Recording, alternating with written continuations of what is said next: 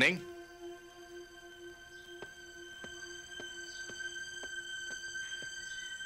Sinong may dala ng kotseng yun?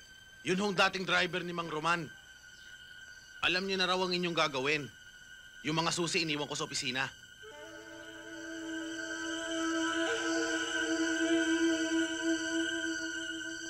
Ba, ay ngayon ko lang nakita yung armas na yun, ah. Palagay ko, pag yan na nakadali, sabog pati bahay bata na elepante, ano? Ay, ito, oh, padala rin ni Roman. Lagay mo dyan. Ito ang basahin mo.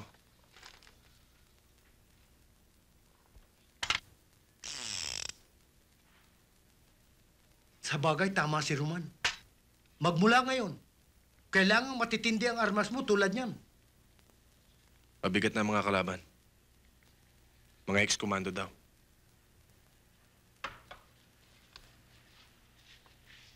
Ito ang litrato. Aba, nako. Ay, lamang ka na kung ganoon. Ay, kilala mo sila. Ay, ikaw naman hindi kilala nila. Ha? Sa ngayon, Mandoming.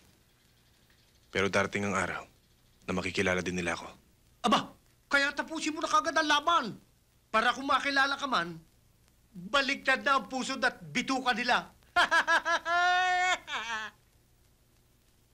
Pero hanggang ngayon, hindi ko maubos maisip kung paano ka napasok sa kaguluhang ito. May tinatanaw akong utang na loob, Mandoming, na hindi ko maaaring talikuran. Dalawang bagay ang iyokong isumbat sa akin. Tatawagin akong duwag at pagsabihan akong walang utang na loob. Naiipit na ako sa labang ito. Tatapusin ko na lang to.